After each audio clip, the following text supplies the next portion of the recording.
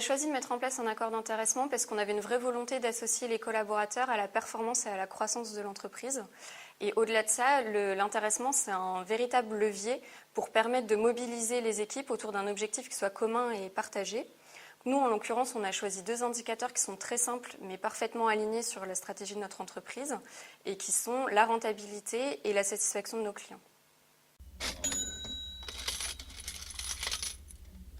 La particularité d'Aramis Auto, c'est qu'il n'y a pas de comité d'entreprise. Donc on a fait voter nos collaborateurs pour obtenir une majorité aux 2/3 sur la signature de l'accord.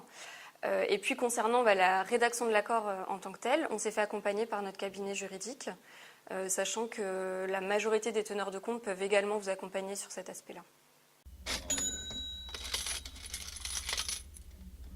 Les teneurs de compte, ils peuvent apporter un vrai accompagnement autour de la communication, de la pédagogie sur le plan d'épargne et sur les fonds de placement.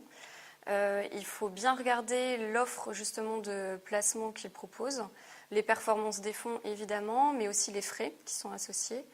Nous, on a choisi de compléter notre offre de placement de 3 fonds supplémentaires au moment de la mise en place de l'intéressement pour permettre à nos collaborateurs d'avoir une vraie diversité dans leur choix d'épargne. L'intéressement, c'est donc avant tout un levier de performance pour l'entreprise. Ça doit être un moyen de mobiliser les équipes, donc c'est important d'en parler très régulièrement.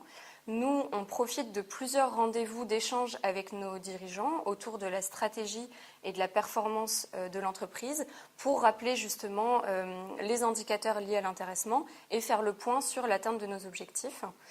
Sachant qu'on a également un réseau social d'entreprise qui s'appelle Yammer et qu'on utilise beaucoup pour communiquer de manière très réactive et très fluide avec les salariés, même sur des sujets un peu techniques comme l'intéressement.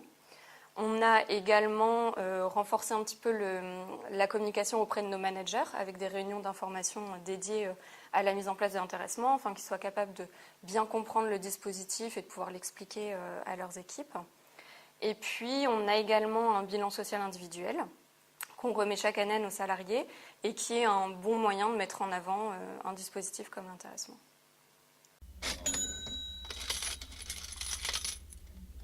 En fait, dans la réflexion autour d'un accord d'intéressement, c'est très important que le mécanisme reste simple et qu'il soit le reflet de la stratégie de l'entreprise. L'objectif avant tout, c'est de permettre aux collaborateurs de se mobiliser autour d'un objectif commun. Pour rester très pragmatique, il ne faut vraiment pas hésiter à mettre en concurrence les teneurs de compte. Ça peut permettre de faire des belles économies.